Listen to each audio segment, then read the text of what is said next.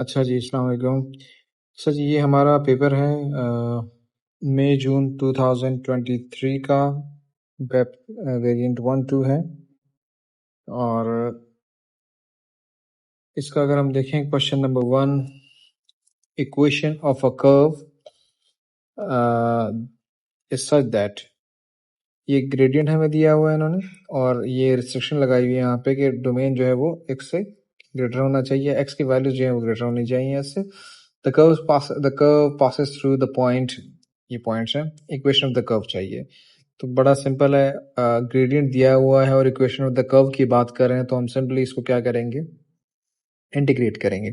Integration से पहले, differentiation से पहले ये चीज़ ख्याल इस चीज़ का ख्याल रख लीजिएगा कि डिनोमिनेटर में x नहीं होना चाहिए, उसको ऊपर हम ले आएंगे, पावर चेंज हो जाएगी।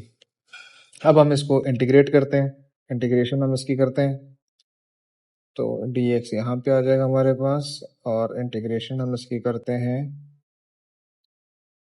तो ये y आ जाएगा मेरे पास। लिमिट्स इसके ऊपर नहीं है, जब लिमिट्स नहीं होंगी तो हमारे पास क्या हो जाएगा, c क्रिएट हो जाएगा यहाँ पे, ठीक है।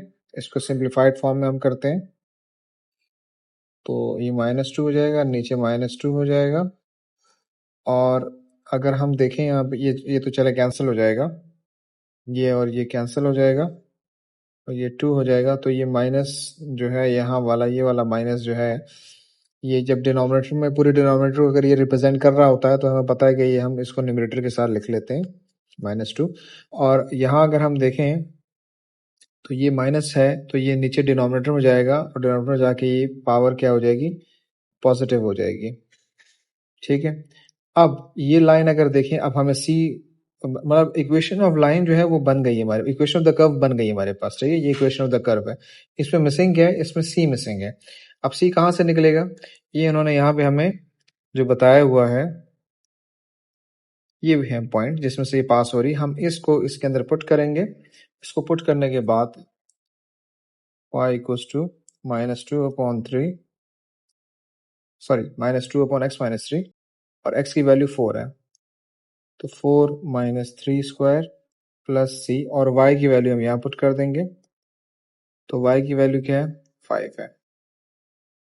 इसको सॉल्व करेंगे तो नीचे तो 1 आ जाएगा, 4 - 3 इज 1, 1 का स्क्वायर 1, 5 + 2 7, तो 7 आ गई वैल्यू। इसको हम यहाँ पे पुट करेंगे तो ये क्या हो जाएगा, y is equal to -2/x - 3 square plus 7, ठीक है। ये हमारे पास इक्वेशन आ गई, इक्वेशन ऑफ सर्कल, ठीक है, sorry equation of the curve, ठीक है। अच्छा जी, क्वेश्चन नंबर 2 जो है उसमें अगर देखें, दो एक्सपेंशन है हमारे पास, एक एक्सपेंशन ये है और एक एक्सपेंशन ये है। इस एक्सपेंशन के अंदर हम x4 का कोफिशिएंट जो है वो p है, और सेकंड जो एक्सपेंशन है उसके अंदर x² का जो कोफिशिएंट है वो q है। इसका मतलब है कि फर्स्ट एक्सपेंशन के अंदर हमने x4 तक जाना है, और सेकंड एक्सपेंशन के अंदर हमने x2 तक जाना है। अच्छा, अब इसको मैं इस तरीके से करता हूँ, इसकी एक्सपेंशन मैं यहाँ करता हूँ। फर्स्ट टर्म इन्होंने क्या रखी, x इसमें रखी, हम इसको अरेंज भी कर सकते हैं, ठीक है, लेकिन फर्स्ट हम यही रखेंगे क्योंकि हमने x4 तक जाना है, तो हम इससे x4 तक आराम से जाएंगे। इंस्टेड ऑफ के मैं अगर इसको a + x रखूंगा तो उसके अंदर फिर ये आखिर में आएगा, तो डायरेक्ट मैं x को ही रखता हूँ। तो x की पावर 6 फर्स्ट टर्म आ गई, इसके अंदर फर्स्ट टर्म आ गई इस एक्सपेंशन की, फिर x की पावर 5 और 6 c 1 और a 1, फिर x की पावर 4 6 c 2 e की पावर 2। तो ये हमारे पास रिक्वायरमेंट है। तो इस रिक्वायरमेंट के अंदर मैं अगर इसको कैलकुलेट करता हूँ तो कैलकुलेट करके क्या आ जाएगा, 6 c 2 हमारे पास आ जाएगा 15, तो आ जाएगा 15 a स्क्वायर और x4। इसी तरीके से जो गिवन है, अब एक मिनट है, इसको मैं हटा देता हूँ, ये आ गया मेरे पास। अब x² x4 का कोफिशिएंट ये है और x4 का कोफिशिएंट p है, तो ये तो मेरे पास यहाँ पर, यहाँ से ये चीज़ मिल गई। अब दूसरी तरफ आते हैं, अब इसकी एक्सपेंशन करते हैं, ये x2 तक हमने जाना है। अच्छा, अब ये इसमें ज़रा देखिएगा, x2 तक अगर हमने जाना है, ये है हमारे पास, तो हम फर्स्ट टर्म देखिए, अगर मैं फर्स्ट टर्म को रखता हूँ तो इट मीन्स के फर्स्ट टर्म मैं x को रखता हूँ, तो इट मीन्स के फर्स्ट टर्म के अंदर मुझे ये पावर देनी होगी, ये वाली, जिस तरह यहाँ दी मुझे, और ये पावर 1 by 1 रिड्यूस होती जाएगी और ये 2 तक जाएगी, जो कि लेंथी प्रोसेस है। थोड़ा सा टाइम आपका उसमें लगेगा, टाइम कंजम्पशन होगी, तो बेहतर है कि आप डायरेक्ट इसको यूँ लिख दें, इसको अरेंज कर दें। अब ये हो जाएगा, फिर उसके बाद 3 की पावर 3 और 4c1 ax की पावर 1, 3 की पावर 2 4c2 ax की पावर 2। तो ये मुझे यहाँ पर स्क्वायर मिल गया। अब इसका मैं 4c2 निकालूंगा पहले कैलकुलेटर से, क्योंकि 6 है, और 3 की power 2 9 into 6 A square X square, तो ये हो जाएगा 54 A square is equal to Q हो गया ये। ठीक है। अच्छा, फिर अब इन्होंने यहाँ पे ये कहा हुआ है इस जगह पे कि दोनों को प्लस करेंगे तो 276 आएगा। तो P plus Q is equal to 276 है। इट मीन्स के 15 A square plus 54 A square is equal to 276 है। मतलब इन दोनों को मैं अगर प्लस करता हूँ तो ये हो जाएगा 969 ए स्क्वायर इज इक्वल टू 276। अब 276 डिवाइड करते हैं हम 69 से, तो 4 आ जाएगा हमारे पास। रूट ले लेंगे तो हमारे पास क्या आ जाएगा, हमारे पास इसका आंसर +-2 आ जाएगा, +-2। ठीक है, ये हमारा सेकंड क्वेश्चन हो गया। अच्छा जी, हम अब क्वेश्चन नंबर 3 की तरफ मूव करते हैं। क्वेश्चन नंबर 3 को अगर हम देखें तो इसको हमने किस में कन्वर्ट करना है, completing square method, completing square form में हमने कन्वर्ट करना है। अच्छा, कंप्लीटिंग इसमें कंप्लीटिंग स्क्वायर के थ्रू सॉल्व करना है और इसके अंदर हमने कन्वर्ट करना है। अच्छा, अब इसमें दो तरीके हैं। एक तो ये है कि हम इसको ना एक्सपेंड कर दें, एक्सपेंड करके हम इस फॉर्म में ले जाएं। ठीक है। दूसरा कंप्लीटिंग स्क्वायर का मेथड है। तो हम कंप्लीटिंग स्क्वायर में अगर करते हैं तो हम इसको 4x square minus completing square की मेथड को हम करेंगे, क्योंकि आपके कोर्स के अंदर वही मेथड है तो उसी को हम प्रेफर करेंगे। अच्छा, अब यहाँ से हम एक काम करते हैं कंप्लीटिंग स्क्वायर में। अगर देखें यहाँ पे तो x के साथ कोई कोफिशिएंट नहीं है, हम यहाँ से 4 कॉमन निकाल लेंगे। 4 कॉमन निकाल लेंगे तो ये चीज़ यूँ बन जाएगी हमारे पास। अच्छा, अब ये x यहाँ आ जाएगा, ये यहाँ आ गया, इसको डिवाइड बाय 2 करेंगे तो ये 3 हो गया, होल स्क्वायर लग गया। इसका स्क्वायर ले लेंगे, 9 हो जाएगा ये विद अ नेगेटिव सिंबल। ठीक है जी। अब ब्रैकेट खोलेंगे, होल स्क्वायर को तो नहीं खोल सकते हम, और ये 4 जाके ये 4 9 से मल्टीप्लाई हो जाएगा, तो ये हो जाएगा -36 प्लस p। ठीक है। अच्छा, अब अगर मैं इसका कंपैरिजन करूँ, जो उन्होंने कहा है कंपैरिजन में, इन्होंने ये कहा है कि ax plus B whole square plus C. अब प्लस सी को अगर हम देखेंगे ना तो प्लस सी ये रहा, ठीक है, इसके बराबर है, यानी कि सी बराबर है p-36 के। इसी तरीके से a जो है, अगर मैं a को देखूं तो a किसके बराबर है, a 4 के बराबर है, और b किसके बराबर है, -3 के बराबर है। ये हो गया इसका ये वाला पार्ट। अब वो कह रहा है हेंस और otherwise find the set of values for p for which the equation has no real roots. अब देखें, एक तो उसी को वहीं से हमने कंटिन्यू करना है, क्योंकि हेंस और अदरवाइज उसने कहा है, और set of values for p की बात कर रहा है। अच्छा, अब यहाँ पे एक बात, एक और चीज़, कि यहाँ पे कह रहा है हैज़ नो रियल रूट्स। इसका मतलब है क्वाड्रेटिक इक्वेशन की तरफ, क्वाड्रेटिक्स का टॉपिक है, उसके अंदर हम चले गए, और नो रियल रूट्स का मतलब है कि ये डिस्क्रिमिनेंट लेस देन 0 होगा। अच्छा, अब इसके लिए ये कि ये अगर हम इसको देखें तो ये वाली इक्वेशन हमने ऑलरेडी ऊपर सॉल्व की हुई है। अच्छा, अब उसमें मसला ये है कि वहाँ उसको हम चूंकि इस मेथड से हम इसको सॉल्व करेंगे तो उसके लिए मेरे एक प्रॉपर क्वाड्रेटिक इक्वेशन होनी चाहिए, जो कि इन्होंने दी हुई है यहाँ पे। तो a की वैल्यू हमारे पास क्या है, मैं इसको ज़रा मूव कर देता हूँ नीचे की तरफ थोड़ा। अच्छा, अब a की वैल्यू अगर मैं देखूँ तो a की वैल्यू क्या है, 4 है। b की वैल्यू क्या है, -24 है, और c की वैल्यू p है। इसको हम इसमें पुट करेंगे और ये हो जाएगा -24² -4 a4 है और c p है, लेस देन दिस। अच्छा, इसको सॉल्व करेंगे तो हमारे पास इसका आंसर आ जाएगा 24 का स्क्वायर 576 होता है, ये दूसरी तरफ चला जाएगा 16p, तो ये आगे डिवाइड हो जाएगा 36। वैल्यूज हमारे पास होंगी वो क्या होंगी, वो इनइक्वालिटी वो क्या है, वो है p इज ग्रेटर देन 36। ठीक है, अच्छा जी, ये हो गया।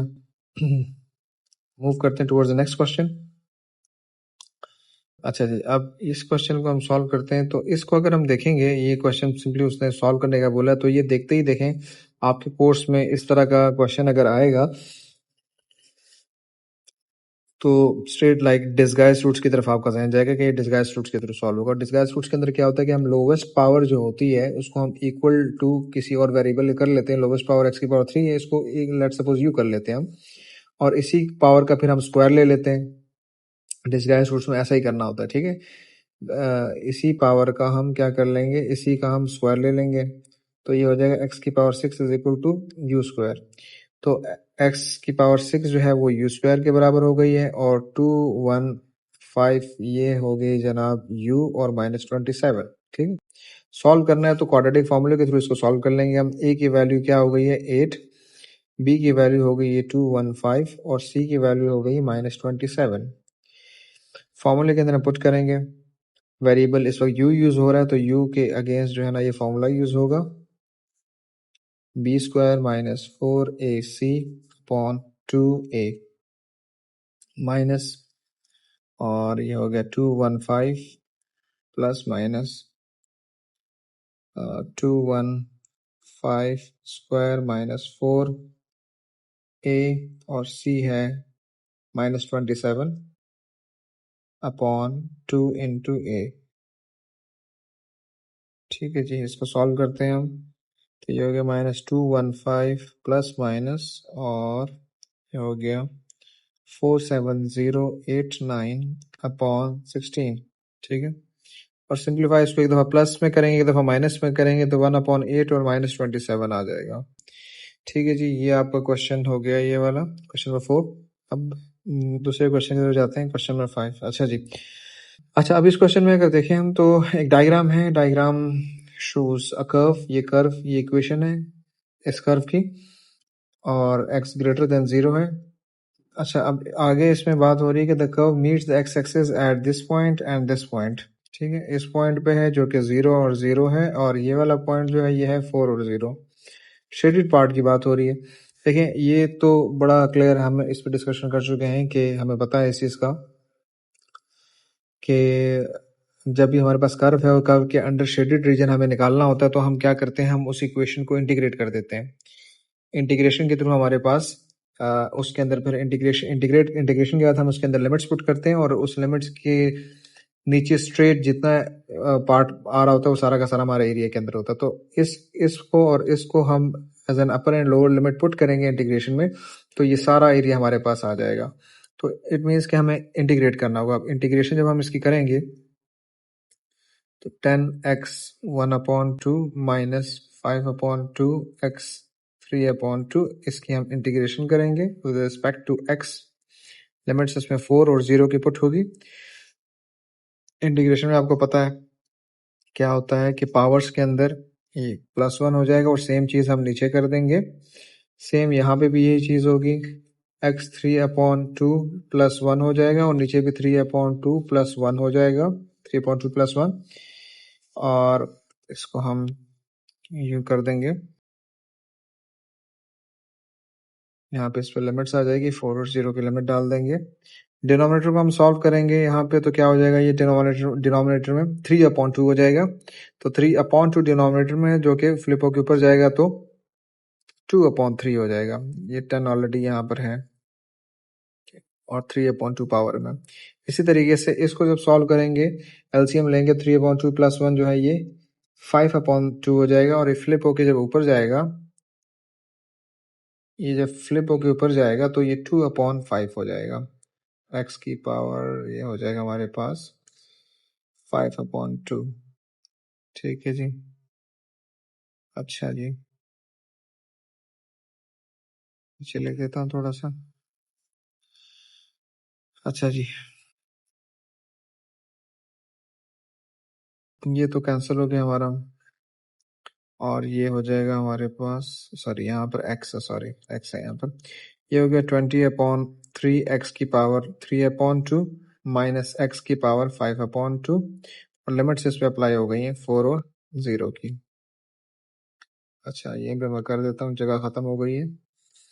अब एक दफ़ा इसके अंदर x पुट होगा, 4 पुट होगा, और एक दफ़ा 0 पुट होगा। एक दफ़ा 4 पुट होगा, एक दफ़ा 0। तो 0 का तो पता है, देखें हमारे पास क्या है, x से 0 पुट होगा तो मल्टीप्लिकेशन होगी तो 0 ही हो जाएगा, 0 हो जाएगा। तो 0 का तो सिंपल है, हम यहाँ पे पहले पुट करते हैं 4 पुट करते हैं, तो 4 की पावर 3/2 माइनस फिर 4 की पावर 5/2, ठीक है जी, माइनस, और यहाँ पे 0 हम पुट कर देंगे। अच्छा जी, इसको पुट करेंगे कैलकुलेटर में तो हमारे पास आंसर आ जाएगा 64/3 का आंसर आ जाएगा हमारे पास। न्यूमरेटर बड़ा है हमारे पास, तो हम इसको मिक्स फ्रैक्शन के अंदर लिख देंगे 21 होल अपॉन दिस। ठीक है, डेसिमल में लिख सकते हैं। हो गया जी, 5 क्वेश्चन हमारे पास हो गए। क्वेश्चन नंबर 6 पे हम आते हैं। क्वेश्चन नंबर 6 को अगर देखें, फर्स्ट पार्ट के अंदर वो बात कर रहा है कि हमने प्रूव करना है ए बी की लेंथ को। अच्छा, इसको अगर हम देखें गौर से, तो यहाँ पर कुछ देखने की चीज है कि हमें ना इस क्वेश्चन के अंदर एक तो ए बी की बात हो कर रहा है, ए बी की, ठीक है, ए बी आर की बात कर रहा है। तो सबसे पहले तो देखें, रेडियंस के अंदर बात हो रही है तो हम स्ट्रेट इसका ना फॉर्मूला लगा देंगे। ये फॉर्मूला है, ठीक है, आर्क लेंथ का। आर जो है वो हमारे पास क्या है, हमारे पास आर हमारे पास नहीं है, ठीक है, और थीटा थीटा है हमारे पास, सही है। अब उस वो कह रहा है कि ये प्रूफ करना है कि ये आर्क लेंथ, ये हमारे पास ये आर्क लेंथ। अच्छा जी, एक्स है और थीटा है और कॉस थीटा है। इस इसमें से एक चीज देख लें जरा, थीटा ऑलरेडी देखें यहाँ पे गिवन है, इसका मतलब है कि टू टू एक्स और कॉस थीटा एक्स्ट्रा है, तो इट मीन्स के रेडियस जो है वो 2x कॉस थीटा होगा, और ये रेडियस है हमारे पास, ये पूरा रेडियस है इस आर्क लेंथ का, या ये वाला ले लें, रेडियस हमारे पास है नहीं। अब अगर हम ये वाला जो ट्राइंगल है, हाँ ये तो ट्राइंगल है ही नहीं, खैर इस पार्ट को तो हम यूज कर ही नहीं सकते। अब सब्ट्रैक्शन के ऑप्शन पे भी नहीं जा सकते, क्योंकि मैं अगर सब्ट्रैक्ट करता हूँ, देखें ये अकॉर्डिंग टू ये एक आइसोसेलेस है, ठीक है, ये एक आइसोसेलेस है, तो सेम हो गया। अब अगर ये मैं यूज करता हूँ तो ये पाई माइनस 2 थीटा हो जाएगा, तो ये कॉम्प्लिकेटेड हो जाएगा, इसको मैं फर्दर सॉल्व नहीं कर सकता। तो इसमें से एक एक चीज अगर हम यूं कर लें, क्योंकि ये आइसोसेलेस है, तो आइसोसेलेस की एक प्रॉपर्टी होती है कि अगर लेट्स सपोज कोई भी आइसोसेलेस मेरे पास ट्राइंगल है, कोई भी आइसोसेलेस है, और मैं यहाँ से उसको नीचे ब्रेक करता हूँ इसको, तो ये इसको बाइसेक्ट कर देगा दो इक्वल पार्ट्स में, और एंगल भी बाइसेक्ट हो जाएगा। तो जब ये, और ये स्ट्रेट 90 डिग्री से नीचे गिरेगा, 90 डिग्री से नीचे गिरेगा, तो ये इक्वली इसको डिस्ट्रीब्यूट कर देगा। अच्छा, अब इट मीन्स कि मुझे तो ये चाहिए, इसको मैं कोई नाम दे देता हूँ ए बी, इसको डी बोल देता हूँ, ये डी हो जाएगा। तो अब ये ट्राइंगल मेरे पास आ गया, ये वाला, ये ट्राइंगल मेरे पास आ गया। तो इस ट्राइंगल को अगर मैं देखूँ, मैं यहाँ पे बनाऊँ, तो ये ट्राइंगल को मैं यूं करके बनाता हूँ यहाँ पे,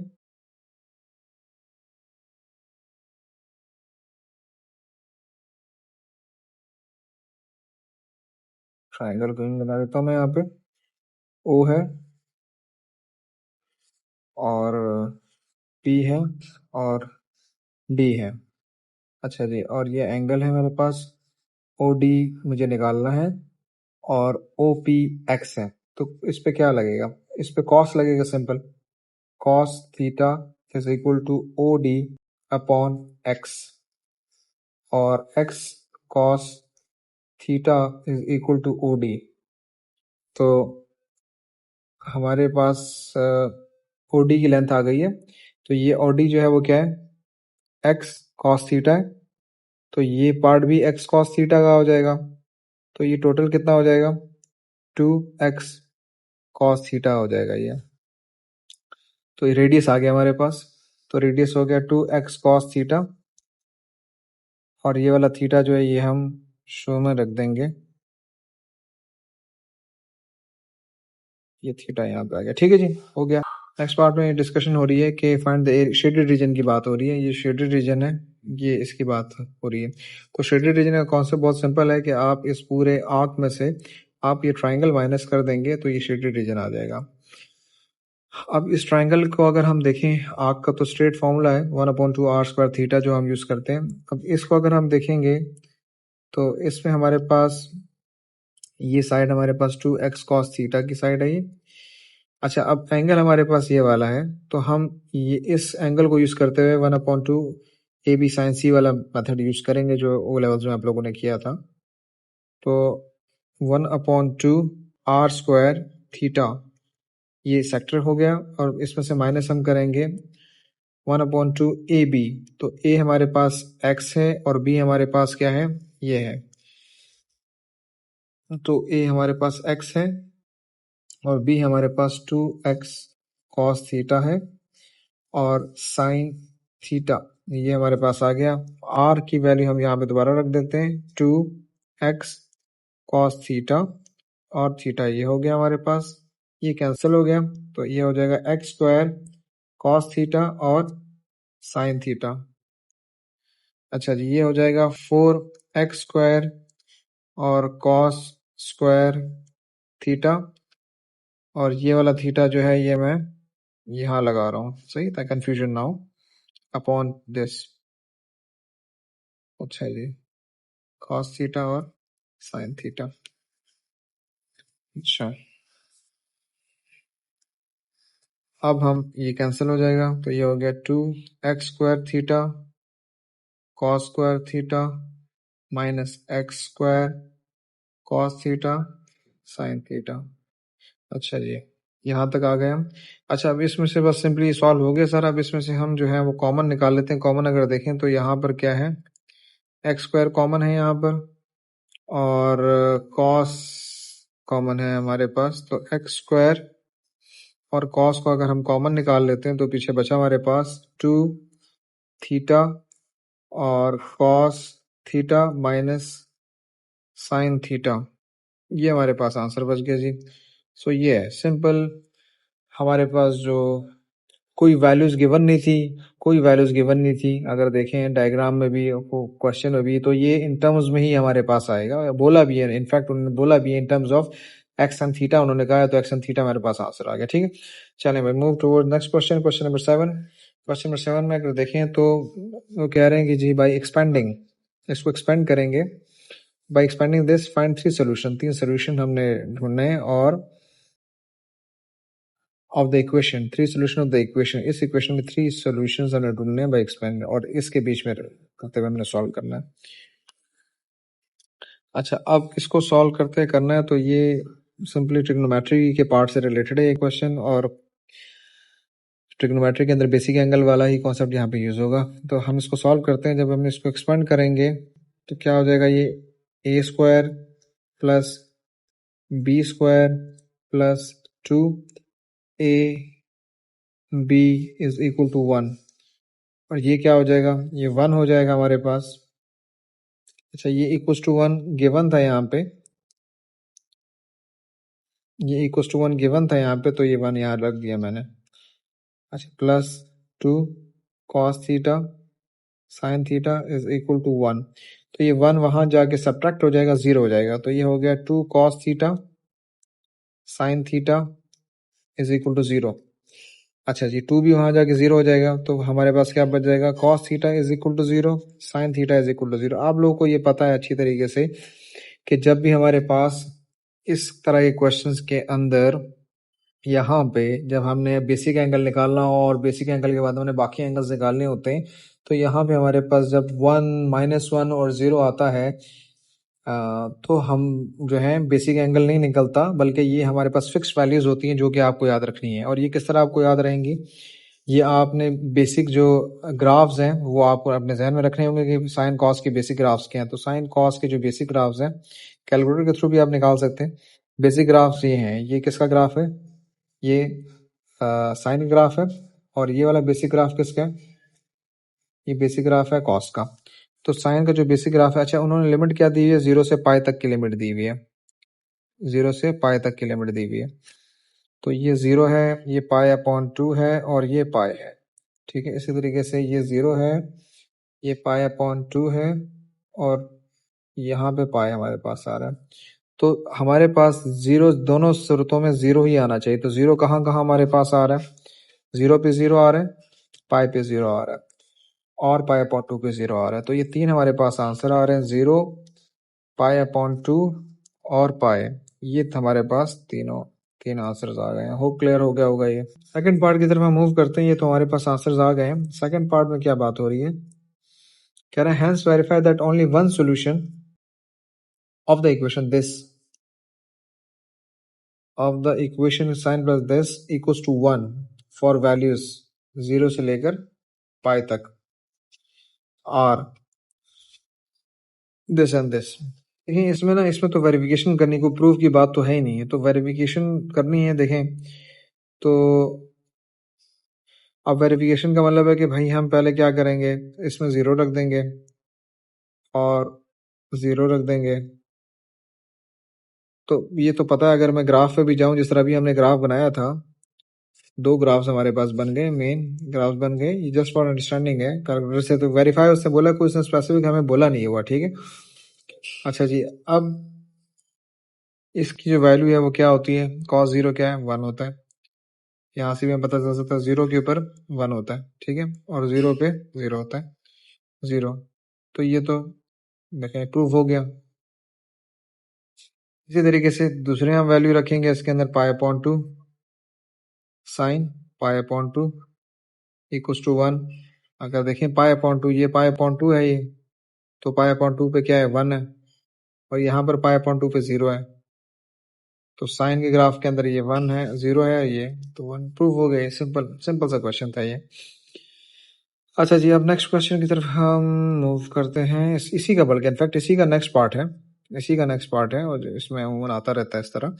हमने प्रूफ करना है। अच्छा, ये प्रूफ के अंदर तो सिंपली डिनोमिनेटर सेम करने होंगे। अब इसके अंदर तो डिनोमिनेटर सेम किस तरीके से होंगे? सिंपली अगर देखें तो टोटली डिफरेंट है, तो क्रॉस मल्टीप्लिकेशन होंगी और डिनोमिनेटर यहाँ पे मल्टीप्लाई हो जाएंगे। Cos square minus sine square हो जाएगा, क्रॉस मल्टीप्लिकेशन होगी तो साइन थीटा, और ये यहाँ पे आ जाएगा cos theta minus sine theta. और अच्छा, अब इसमें ना एक मसला ये हो रहा है कि अगर मैं इस तरह जाता जाऊँ ना, तो ये बहुत लंबी इक्वेशन बन जाएगी। मतलब मैं 1 माइनस बी, वो बड़ा लंबा हो जाएगा। तो बेहतर ये है कि हम ना यहाँ पहले एक सपोजिशन कर लें। यहाँ पे हम ये कर देते हैं यार कि cos theta, let let cos theta is equal to C, sine theta is equal to S. ठीक है भाई, इससे आसानी हो जाएगी हमें ना, अपॉन सी प्लस एस हो जाएगा, 1 माइनस सी अपॉन सी माइनस एस। अब हम यहाँ करते हैं जी, सी स्क्वायर माइनस एस स्क्वायर हो जाएगा, क्योंकि देखें ए प्लस बी ए माइनस बी वाला फॉर्मूला लग रहा है ना यहाँ पे, ए प्लस बी ए माइनस बी वाला फॉर्मूला लग रहा है। तो ये क्या हो जाएगा? ए स्क्वायर माइनस बी स्क्वायर हो जाएगा ये। फिर वो ऊपर जाके मल्टीप्लिकेशन होगी, तो ये इससे मल्टीप्लाई हो जाएगा, और वो ये इससे मल्टीप्लाई हो जाएगा। अच्छा जी, अब ये जब मल्टीप्लिकेशन होगी तो ये क्या हो जाएगा? C square minus S square. अच्छा जी, ये हो जाएगा हमारे पास S C minus S square और plus C plus S minus C square minus C S. तो ये और ये तो कैंसिल हो गया। ठीक है जी,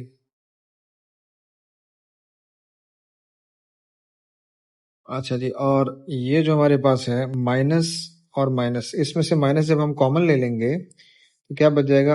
एस स्क्वायर प्लस सी स्क्वायर, ये प्लस हो जाएगा, प्लस सी प्लस एस। ठीक है जी, upon C square minus S square. तो ये क्या हो जाएगा? ये आपका 1 हो जाएगा। तो ये हो जाएगा C plus S minus 1 upon C square minus S square.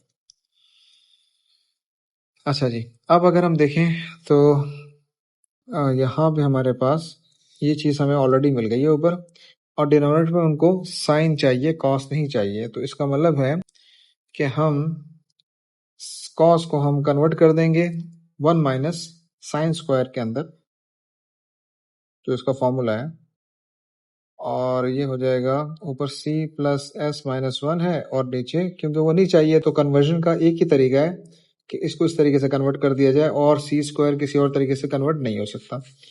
तो ये जब हम इसको खोलेंगे तो ये हो जाएगा 1 minus S square minus S square, तो ये हो गया c plus S minus one upon 1 minus to S square. अब हम वापसी जो शुरू में हमने सपोजिशंस की थी वो हम कर देंगे cos थीटा प्लस ये sin थीटा है, ये दिस है, और 1 minus two sine square theta है। तो ये प्रूफ हो गया जनाब, ठीक है। अच्छा जनाब, अब नेक्स्ट पार्ट की तरफ मूव करते हैं हम। नेक्स्ट पार्ट के अंदर ये डिस्कशन हो रही है कि बेसिक एंगल, वही एंगल निकालना है हमने, और वही कि यूजिंग द रिजल्ट्स जो ऊपर रिजल्ट्स मिले थे हमें। अब हम ये देखते हैं कि ये किसके इक्विवेलेंट है, जो हमने पिछले पिछले पार्ट में प्रूव किया हमने, और ये था कि cos theta plus sine theta minus one upon 1 minus two sine square theta is equal to 2 cos theta plus sine theta minus one. अच्छा जी, अब यहाँ पे एक चीज़ देखिएगा कि ये और ये सेम है, ये दोनों चीज़ें सेम है। अब बेसिक एंगल निकालना है, तो बेसिक एंगल के अंदर इस चीज़ का ख्याल रखिएगा कि हम इसको कैंसिल भी कर सकते हैं, मतलब इसको मैं वहाँ जाके क्रॉस मल्टीप्लाई करूँगा, उसको कॉमन ले लूँ, कैंसिल भी मैं कर सकता हूँ, लेकिन कैंसिल मैं नहीं करूँगा क्योंकि मुझे एक व्यू लेना होगा। कोई भी चीज़ होती है जो इसका ट्रिग्नोमेट्री के अंदर बेसिक कॉन्सेप्ट आप लोगों ने पढ़ा होगा, उसके अंदर इसे डिस्कस हुई होगी। तो हम इसको जो है कैंसिल हम नहीं करेंगे और इसका प्रॉपर हम व्यू लेंगे। तो अब इसको हम वहाँ मूव करेंगे सबसे पहले, तो मूव करके हम फिर इस साइड पे लाएंगे। क्रॉस मल्टीप्लिकेशन सबसे पहले हो रही है, क्रॉस मल्टीप्लिकेशन करते हैं जनाब। ये हो गया cos theta plus sine theta minus one, और ये 1 minus two sine square theta यहाँ पर आ गया, ठीक है जी। अब देखें बीच में क्या है, हमारे पास इक्वल है, तो फिर साइड जब चेंज हो जाएगी तो साइड चेंज के बाद ये इक्वल क्या हो जाएगा, हमारा खत्म हो जाएगा, और यहाँ पे क्या आ जाएगा, माइनस आ जाएगा, इस जगह माइनस आ जाएगा। अब जब माइनस आ जाएगा यहाँ पे, तो अब इस माइनस में से हम क्या करेंगे, इसको कॉमन ले लेंगे, हम इसको हम कॉमन ले लेंगे। जब हम इसको कॉमन लेंगे तो क्या हो जाएगा, ये cos theta plus sine theta, ताकि एक प्रॉपर व्यू आए। तो तमाम ट्रिग्नोमेट्रिक रेशियोज का जब तक हमने प्रॉपर व्यू नहीं लिया होगा हम उसको कैंसिल आउट नहीं कर सकते। अच्छा जी, अब यहाँ पे हमारे पास इसकी जगह पे 1 आ जाएगा क्योंकि कॉमन हमने निकाल लिया ये, और यहाँ पे हो गया हमारे पास 2 कॉस, सॉरी, यहाँ पे हमारे पास आ जाएगा 1 minus two sine square theta is equal to 0। अब 1 बाई 1 इक्वल टू 0 हो जाएंगे। अच्छा, अब इसके एंगल हम ऑलरेडी पिछले पार्ट के अंदर निकाल चुके हैं। जो पिछले जो हमारे पास था सबसे ऊपर ये वाला पार्ट था, और इसके अंदर बड़ा क्लियरली उन्होंने कहा था कि इसके जो रिजल्ट्स हैं वो क्या होने चाहिए, वो ये दो ही रिजल्ट्स इसके होंगे, ये दो रिजल्ट्स होंगे। तो यहाँ अगर हम देखें तो ये बेसिकली यही चीज़ है, और ये इक्वल टू 0 हम 1 बाई 1 ले लेंगे, ये इक्वल टू 0 हो जाएगा। इसी तरीके से ये वाला पोर्शन भी इक्वल टू 0 हो जाएगा, 1 minus two plus 4 sine square theta is equal to 0। ये सॉल्व होगा, -1 होगा, वहां चला जाएगा तो क्या हो जाएगा, 1 हो जाएगा, और sine square theta is equal to 1/4। Root हम इसका ले लेंगे ताकि स्क्वायर खत्म हो जाए, और ये हो जाएगा sine theta is equal to plus -1/2, और इसका ये हो जाएगा cos theta plus sine theta is equal to 1। और फर्स्ट पार्ट में इसके हम आंसर्स निकाल चुके थे कि इनकी यही दो पॉसिबिलिटीज हैं, ये हम निकाल चुके थे, ठीक है जी। अच्छा जी, अच्छा, जब हम रूट लेंगे, रूट करके जब भी हम बेसिक एंगल की तरफ जाते हैं और हमारे पास ये वाली कंडीशन आ जाती है प्लस माइनस में हम आते हैं, तो हम स्ट्रेट जब हम रूट निकालते हैं तो क्वाड्रेंट्स को हम क्या करते हैं, हम चारों क्वाड्रेंट्स के अंदर हम मार्क कर देते हैं। ये चारों के चारों क्वाड्रेंट्स हम मार्क कर देंगे, ठीक है जी। और बेसिक एंगल हम, ये बेसिक एंगल ये है, ये है, और ये है। अब हम इनवर्स लेंगे, इनवर्स जब हम लेंगे इसका 1/2 का इनवर्स लेंगे, रेडियन में रखना है हमने, तो हमारे पास जो आंसर आएगा वो आ जाएगा π/6 का आंसर आ जाएगा हमारे पास, π/6, π/6। अच्छा, रेंज इसकी जो है वो 0 से लेकर कहाँ तक, 0 से लेकर पाई तक है। तो इसका मतलब हुआ कि ये तो कट गया, नीचे वाला तो कट गया। तो अब हम क्या करेंगे, हमें ये आंसर है हमारी रिक्वायरमेंट और ये रिक्वायरमेंट है, यानी कि पाई अपॉन 6 है और पाई माइनस पाई अपॉन 6, यानी कि पाई अपॉन 6 हो गया और 5 अपॉन 6 पाई हो गया, और ये दो आंसर, ये दो भी यहाँ पे आ जाएंगे, यानी कि 0 और पाई अपॉन 2 भी आ गया। ठीक है, ये आंसर आ गया हमारे पास। तो क्वेश्चन नंबर 7 हो गया हमारा, सॉल्व हो गया। अब हम चलते हैं नेक्स्ट क्वेश्चन की तरफ। अच्छा, क्वेश्चन नंबर 8 जो है, इसमें अगर देखें तो फर्स्ट पार्ट के अंदर जो डिस्कशन हो रही है वो इन्वर्स की बात हो रही है कि इसके इन्वर्स का जो है ना हमें स्केच करना होगा। अच्छा, इन्वर्स की जो स्केचिंग है वो फंक्शंस के अंदर वो बड़ा सिंपल है। ये डिस्कशन इस पे पहले हो चुकी है हमारी, कि अगर तो आपके पास कोऑर्डिनेट्स हैं ना तो उन कोऑर्डिनेट्स को फ्लिप कर देंगे। जो फ्लिप करेंगे तो आपके पास सिंपली उसका इन्वर्स आ जाएगा। लेकिन यहाँ प्रॉब्लम ये हो रहा है, एक तो हमारे पास ना एग्जैक्ट कोऑर्डिनेट्स नहीं है, मतलब वो डेसिमल में जा रहे हैं। अगर हम देखें ना, डेसिमल्स के अंदर जा रहे हैं वो, तो डेसिमल में जा रहे हैं, तो एक तो यहाँ पर एक तो ये मसला है, डेसिमल्स के अजम्पशन हम यहाँ पे नहीं कर सकते। ठीक है, सेकेंडली इसके अंदर अब एक और चीज़ है, तरीका है जो आपको पता होना चाहिए इन्वर्स के अंदर, कि जो स्ट्रेट लाइन होती है इसके अंदर हम बिल्कुल सेंटर से हम y is equal to x की एक लाइन लगाते हैं, और y is equal to x की जो लाइन लगेगी हमारे पास, वो ये हमारे पास लाइन लगेगी y is equal to x की। ठीक है, मैं इसके ऊपर इसकी लाइन लगा देता हूँ स्केल से, स्ट्रेट हमारे पास लाइन लगेगी। अच्छा जी, तो ये हमारे पास स्ट्रेट लाइन लग जाएगी। ठीक है, अच्छा, अब इस लाइन के साथ जो फ्लिप होंगे वो बिल्कुल जिसे कहते हैं कि इक्वल गैप के ऊपर हम जो है ना कोऑर्डिनेट्स पुट करेंगे। अब यहाँ पे जिस तरह कोऑर्डिनेट, ये तो बहुत स्ट्रेट है कि पाई के साथ, पाई से थोड़ा पहले है ये। ठीक है, तो एक्स एक्सिस पे भी क्या हो जाएगा, पाई से थोड़ा सा पहले हम यहाँ पे लगा लेंगे। ठीक है, फिर इस तरीके से अगर हम देखें तो यहाँ से जो गैप हमारे पास बन रहा है वो हमारे पास जो ये वाला गैप बन रहा है, तो एक पूरा बॉक्स का गैप बन रहा है, और ये बहुत थोड़ा सा एक गैप बन रहा है। तो थोड़ी सी अजम्पशन यहाँ करनी पड़ेगी हमें, ये गैप बन रहा है तो बहुत थोड़ा सा एक यहाँ पे भी गैप बन जाएगा। ठीक है, इस तरीके से यहाँ देखें ये आधा है तो ये हाफ हो जाएगा मेरे पास। ठीक है, यहाँ पे हो जाएगा ये सही। इस तरीके से अगर हम देखें यहाँ पे, तो ये देखें अगर इसको, तो ये इस बॉक्स के अंदर यहाँ पे आ रहा है, तो ये इस बॉक्स में यहाँ पे आ जाएगा। तो अब ये जो हमारे पास बना है, तो ये हम इस तरीके से बनाएंगे, तो ये इस तरीके से हमारे पास बन जाएगा। थोड़ा सा इसको जो है थोड़ा मैं और क्लियर कर देता हूँ।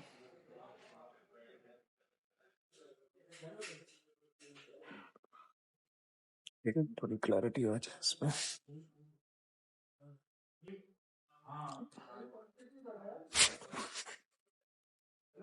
यहाँ से गुजरेगा,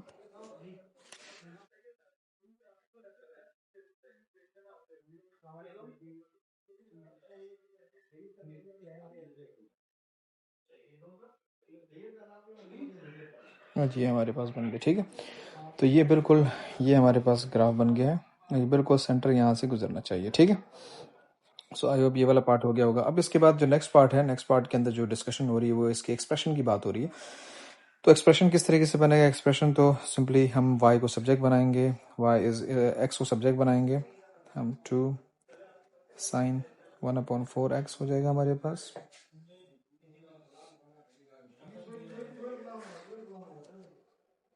अच्छा, इसमें एक चीज़ थोड़ा वो देख लीजिएगा, थोड़ा सा एक यहाँ पे कोई है कि यहाँ अगर देखें तो यहाँ पे टच हो रहा है, तो इसमें जो ये टच होगा वो स्ट्रेट इस जगह पे जाके ये टच होगा हमारे पास। ठीक है, यूं करके टच होगा ये। ठीक है जी,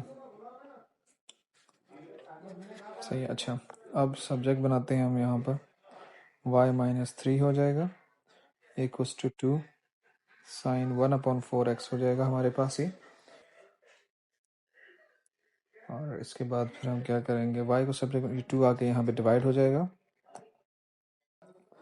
और साइन यहाँ पे आके इन्वर्स हो जाएगा, साइन इन्वर्स हो जाएगा ये, इक्वल्स टू 1/4x हो जाएगा ये। इसी तरीके से 4 आगे यहाँ मल्टीप्लाई हो जाएगा, तो sine inverse y-3/2 equals to x। तो ये आपका इन्वर्स बन गया, एफ ऑफ इन्वर्स एक्स कर देंगे और आगे हमारे पास क्या हो जाएगा, ये इन्वर्स एक्स माइनस 3/2। तो ये पार्ट इसका हो गया। सेकंड पार्ट इन्वर्स की बात की थी, इन्वर्स हम लोगों ने निकाल लिया। अब हम चलते हैं नेक्स्ट पार्ट की तरफ। थर्ड पार्ट के अंदर अब डिस्कशन हो रही है। अच्छा, हमारे पास इक्वेशन ऑलरेडी है, तो आसान तरीका इसका ये है कि हमारे पास अगर ऑलरेडी इक्वेशन है तो हम क्या करें, हम वन बाय वन इसको ना पुट कर देते हैं। और वन बाय वन हम जब पुट करेंगे तो पुट करके हमारे पास जो है कोऑर्डिनेट्स आ जाएंगे और हम कोऑर्डिनेट्स के थ्रू इसकी प्लॉटिंग कर सकते हैं। ठीक है, बस ख्याल ये रखना होगा कि स्केचिंग है तो इसका स्केचिंग का ज़रा ख्याल रखिएगा कि बहुत सारे डिफरेंस आपको स्केचिंग और ग्राफ का आपका पता होना चाहिए। इस पर डिस्कशन हमारी पहले भी हो चुकी है। अच्छा, अब अगर मैं इस इक्वेशन के अंदर रखता हूँ -2 पाई अगर इस इक्वेशन में रखता हूँ तो y मेरे पास आ जाएगा 1 आ जाएगा। ठीक है, इसी तरीके से मैं अगर इसमें -3/2 पाई रखता हूँ, कैलकुलेटर के अंदर रख के करना है सारा, तो -3/2 पाई मैं कैलकुलेटर में अलग से लिख रहा हूँ ये, तो आंसर मेरे पास आ जाएगा 1.15 आ जाएगा। इसी तरीके से मैं अगर थर्ड रखता हूँ -पाई रखता हूँ तो -1/2 चले रख देते हैं। -1/2 पाई अगर मैं रखूँगा -1/2 पाई तो आंसर आ जाएगा 2.23 आ जाएगा। इसी तरीके से अगर मैं रखता हूँ पाई रखता हूँ तो पाई से आंसर आ जाएगा 1.59 आ जाएगा। ठीक है, ये मेरे पास कोऑर्डिनेट्स आ गया। कोऑर्डिनेट्स को मुझे स्केच करना है। अब अगर मैं इनको डेसिमल्स में ले लूँ तो डेसिमल के अंदर पाई/2 क्या है, डेसिमल में पाई/2 जो है 1.57 होता है। इस तरीके से मैं अगर पाई की बात कर लूँ तो पाई क्या होगा, पाई 3.14 होता है। ठीक है, मीन्स के -पाई के ऊपर तो 1.59 के मतलब है कि यहाँ पे -पाई पे यहाँ पे समवेयर, चूंकि स्केचिंग है थोड़ा सा ख्याल रखना होगा, यहाँ पे कहीं पे बनेगा। तरीके से अगर हम देखें तो दो बॉक्सेस किसको रिप्रेजेंट कर रहे हैं, पाई/2 को रिप्रेजेंट कर रहे हैं। हम कैलकुलेटर में जाके थोड़ी वर्किंग भी कर लेते हैं। अगर दो बॉक्सेस पाई/2 को रिप्रेजेंट कर रहे हैं तो एक बॉक्स कितने को रिप्रेजेंट करेगा, 0.78 को रिप्रेजेंट करेगा। तो यानी कि ये एक बॉक्स की जो लेंथ है ये 0.78 की लेंथ है। सही मतलब है कि अगर मैं इसको अगर मैं देखूं 1.15 और ये 1 जो है वो बिल्कुल करीब है 0.78 के, तो 25 के ऊपर थोड़ा सा मैं इसको ऊपर ले जाऊंगा, थोड़ा सा चूंकि स्केचिंग कर रही है मुझे तो यहाँ पे कहीं पे थोड़ा सा ऊपर ले जाऊंगा मैं इसको 0.78 से, तो ये मेरे पास आ जाएगा 1.1 आ जाएगा इनफैक्ट। सही, थोड़ा सा यहाँ पे कहीं पे थोड़ा सा कर लीजिएगा। इस तरीके से माइनस वो भी हो गया। अब पाई/2 जो है, पाई/2 का क्या है, पाई/2 के ऊपर क्या वैल्यू आ रही है, 2.23 आ रही है। तो एक बॉक्स तो 0.78 का है और इसको अगर मैं इसका जो पूरा डेसिमल उसको मल्टीप्लाई बाय 3 करूं तो ये कोई 2.35 आता है। सही, इसका मतलब है कि थर्ड बॉक्स के अंदर जो है ना, 3 बॉक्सेस जो है हमारे पास, तीसरे बॉक्स के आसपास जो है ना, क्योंकि ये 3 बॉक्सेस के ऊपर 2.35 आया है और हमें रीडिंग क्या चाहिए, 2.23 चाहिए, तो इसका मतलब थर्ड बॉक्स के आसपास जो है ना इसकी रीडिंग होगी। तो थर्ड बॉक्स जो है ये फर्स्ट है, सेकंड है, थर्ड है, तो यहाँ पर कहीं पे इसकी रीडिंग होगी। ठीक है, सो ये हमारे पास आ गया। अच्छा, लास्ट वन हमारे पास क्या, 3/2 का 1.15 है, तो ये अगर 1 है, 1 जो है वो 1 यहाँ पे अगर यहाँ पर कहीं पे आ रहा है तो 1.15 थोड़ा सा ऊपर हो जाएगा। तो इसका अगर मैं स्केच करूँ तो इसकी स्केचिंग इस तरीके से होगी। ठीक है जी, इस तरीके से इसकी स्केचिंग कंप्लीट होगी। ठीक है जी। अच्छा जी, ये तो ये हो गया हमारे पास। अब इसके बाद अगली क्या बात डिस्कशन हो रही है सवाल के अंदर, तो ये कह रहे हैं कि ये बताएं कि इसका इन्वर्स है या नहीं है। इसका इन्वर्स तो इस वजह से है क्योंकि ये 1:1 है, कहीं पे भी जो है वो y की और x की, अगर x की रिपीटिशन होगी फिर तो चलें, फिर तो बात ही खत्म हो जाएगी ना, फिर तो फंक्शन ही नहीं होगा। इन्वर्स की बात हो रही है तो 1:1 होना चाहिए, और 1:1 के अंदर अगर हम देखें तो हर पॉइंट के ऊपर अगर हम देखें ना तो 1:1 रिलेशन ही हमारे पास बन रहा है। हर पॉइंट के ऊपर हमारे पास 1:1 रिलेशन बन रहा है। तो ये हर पॉइंट पे 1:1 रिलेशन बन रहा है, तो इस वजह से जो है ये क्या है हमारे पास, इसका इन्वर्स पॉसिबल नहीं है। अच्छा जी, चलें, ये तो हो गया। अच्छा जी, पार्ट डी है। पार्ट डी के अंदर बात हो रही है describe fully sequence of 3 transformations, ठीक है, और which can be combined to transform this equation. एक इक्वेशन दे दी है हमें और ये क्वेश्चन है y equal to F X. तो एफ एक्स जो है हमारे पास, just a minute,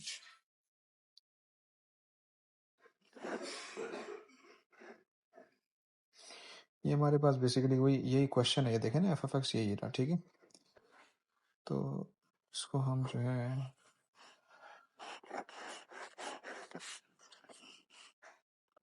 so y is equal to 3 plus 2 sine 1/4x। अब वो कह रहे हैं इसके ऊपर ट्रांसफॉर्मेशंस बताएं कौन कौन सी अप्लाई हुई है। देखें, ट्रांसफॉर्मेशन जो हमारे पास अप्लाई हुई है, ट्रांसफॉर्मेशन में एक चीज़ का ख्याल रखिएगा, बड़ी इंपॉर्टेंट चीज़ है ये। इन्होंने भी ये चीज़ डिस्कस की है कि इन ऑर्डर, ये ऑर्डर बड़ा इंपॉर्टेंट होता है, ठीक है, ये आप ख्याल रखिएगा। आपके सामने अगर लेट्स सपोज अब यहाँ पे अगर मैं देख रहा हूँ तो ये साइन एक्स है। अब इस साइन एक्स के साथ देखें, ये साइन एक्स है, ठीक है। अब इस साइन एक्स के साथ देखें कि कुछ मल्टीप्लाई हो रहा है और कुछ एंगल के साथ मल्टीप्लाई हो रहा है और इसके अलावा एडिशन भी हो रही है, ठीक है। अब अगर पूरा यानी कि ये जो साइन है, ये साइन तो एफ ऑफ एक्स हो जाएगा ना। ये साइन को अगर हम देखें, क्योंकि ये साइन पूरा का पूरा करे ये ट्रांसफॉर्मेशन, ये असल ये हुई है, लाइक ये असल इक्वेशन है और इसको ट्रांसफॉर्म किया गया है। तो इसको ट्रांसफॉर्म करके इसमें हम लेके गए।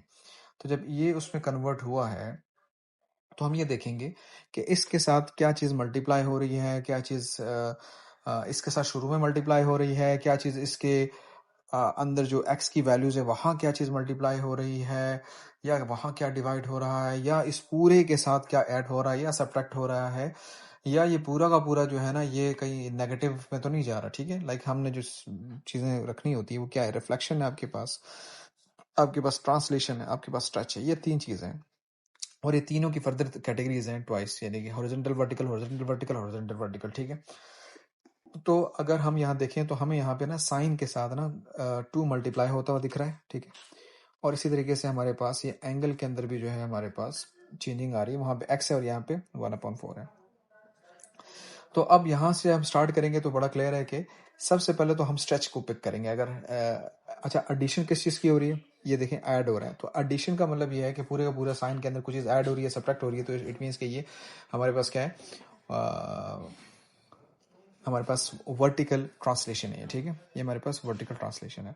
और अगर अंदर x के साथ एंगल जो है उसके साथ कुछ चीज़ ऐड हो रही है, सब्ट्रैक्ट हो रही है, तो वो हॉरिजॉन्टल ट्रांसलेशन है हमारे पास, सही। लेकिन ऐसा कुछ नहीं हो रहा, अंदर कुछ भी ऐड नहीं हो रहा। हाँ, हमारे पास वर्टिकल ट्रांसलेशन ज़रूर हो रही है। लेकिन वर्टिकल ट्रांसलेशन अगर हमारे पास हो रही है तो वर्टिकल ट्रांसलेशन और दूसरे नंबर पर देखिए मल्टीप्लिकेशन हो रही है, तो स्ट्रेच हो रहा है। तो अब between vertical translation and stretch, हम स्ट्रेच को पहले पिक करेंगे। पहले स्ट्रेच होगा, फिर उसके बाद वर्टिकल, उसके बाद फिर हम जाएंगे ट्रांसलेशन की तरफ। तो स्ट्रेच में अगर देखें तो स्ट्रेच में हमारे पास 2 किस्म के स्ट्रेचेस आ रहे हैं। एक हमारे पास हॉरिजॉन्टल स्ट्रेच आ रहा है, हॉरिजॉन्टल स्ट्रेच 1/4 लिखा हुआ है, और दूसरा स्ट्रेच हमारे पास वर्टिकल स्ट्रेच आ रहा है, जो कि इसके साथ शुरू में कुछ मल्टीप्लाई होता है तो उसको हम वर्टिकल स्ट्रेच कहते हैं। और अंदर एंगल के साथ कुछ चीज़ मल्टीप्लाई हो रही होती है तो वो हमारे पास क्या है, एंगल या जो भी एक्स की वैल्यू है उसके साथ अगर अंदर कुछ मल्टीप्लाई हो रहा होता है तो वो हमारे पास क्या है, वो हॉरिजॉन्टल स्ट्रेच होता है हमारे पास। तो अब इसमें सबसे पहले हम पिक करेंगे हॉरिजॉन्टल स्ट्रेच को हम पिक करेंगे। अच्छा, हॉरिजॉन्टल स्ट्रेच के अंदर ये चीज़ कॉन्सेप्ट हमारी डिस्कशन इस पर बहुत डिटेल में हो चुकी है, जब जिसमें थ्योरी में मैंने चीज़ें समझाई हुई हैं कि अगर हॉरिजॉन्टल के अंदर यहाँ पे जिस तरह जो कुछ भी यहाँ लिखा हुआ है, लेट्स सपोज ये 1/4 लिखा हुआ है, तो ये जो है ये स्ट्रेच जो है, ये स्ट्रेच हॉरिजॉन्टल होगा। एक तो ये लिखेंगे अब, हॉरिजॉन्टल स्ट्रेच है ये, और हॉरिजॉन्टल स्ट्रेच के साथ इसका जो स्केल फैक्टर है वो 4 होगा, ठीक है। एक्स डायरेक्शन हॉरिजॉन्टल स्ट्रेच है, एक ही बात है, हॉरिजॉन्टल स्ट्रेच कर दें, एक्स डायरेक्शन कर दें और स्केल फैक्टर 4 हो गया।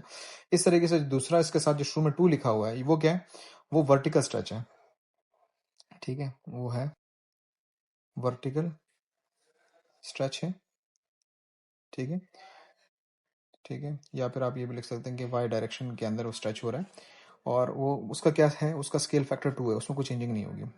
जो एक्स के साथ होगा 1/4, वो अगर मल्टीप्लाई होता तो वो फिर हम 1/4 लिखते हैं, लेकिन ये चूंकि डिवाइड हो रहा है तो ये फिर 4 हो जाएगा, सही।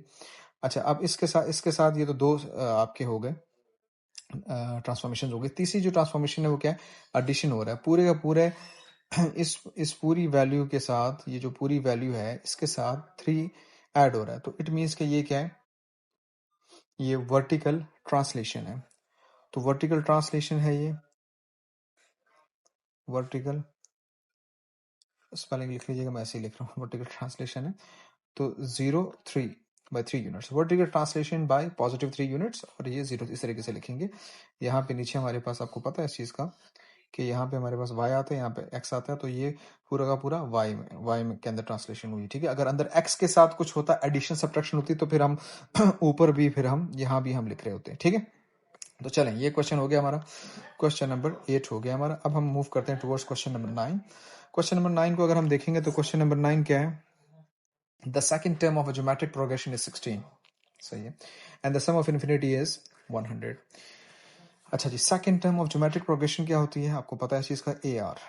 फर्स्ट टर्म ए होता है, सेकंड टर्म ए आर है, तो इस 16 है। और सम ऑफ इन्फिनिटी क्या है, सम ऑफ इन्फिनिटी का फॉर्मूला, सम ऑफ इन्फिनिटी का फॉर्मूला होता है ए अपॉन 1 माइनस आर, जो कि 100 है। तो ए अपॉन 1 माइनस आर। अच्छा, वो मांग क्या रहा है, सबसे वो तो मांग रहा है possible values of the first term. तो फर्स्ट टर्म की वैल्यूज का मतलब है कि उसको आर तो नहीं चाहिए, तो फर्स्ट वैल्यू के अंदर तो आर होता ही नहीं है, तो ये सब्जेक्ट हम बनाएंगे आर को, और यहाँ ये हो जाएगा 16 अपॉन ए, और हम एलसीएम ले लेंगे। तो जब एलसीएम हम लेंगे तो क्या हो जाएगा, ये ए माइनस 16 हो जाएगा अपॉन ए, और ये ए जो है क्या हो जाएगा, ये ऊपर चला जाएगा, ये हो जाएगा ए स्क्वायर अपॉन ए माइनस 16, और यहाँ पे आ जाएगा 100, ठीक है। क्रॉस मल्टीप्लिकेशन होगी 100a minus 16 100 is equal to A square, और ये आपके पास बन गई है क्वाड्रेटिक इक्वेशन इक्वल्स टू 0।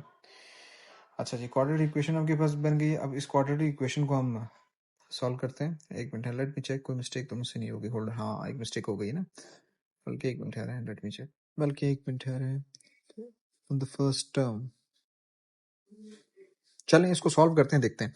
अच्छा, अब इसके ऊपर अगर मैं इसको सॉल्व करता हूँ, और हमारे पास इसको मैं मिडिल टर्म ब्रेक के ऊपर अगर जाता हूँ, so A square minus 80 A minus 20 A plus 1600, और यहाँ से मैं कॉमन ले लेता हूँ, A minus 80 minus 20 A minus 80, so A minus 20 आ गया और ए माइनस 80 आ गया, equals to 0। So A is equal to 20 आ गया मेरे पास, और ए इज इक्वल टू 80 आ गया मेरे पास, ठीक है। सो ये आंसर्स है मेरे पास। तो ये दो possible values of the first term है। आई होप ये क्लियर हो गया होगा, सिंपल था ये काफी। अच्छा जी, ठीक है जी, आगे चलते हैं हम। ये तो हो गया क्वेश्चन। अच्छा, अब इसका सेकंड पार्ट पे हम आते हैं। सेकंड पार्ट में क्या डिस्कशन हो रही है, show that the nth term of one of the to possible geometric progressions is equal to 4 to the power of n minus 2 multiplied by nth term of the other geometric progression. Sorry.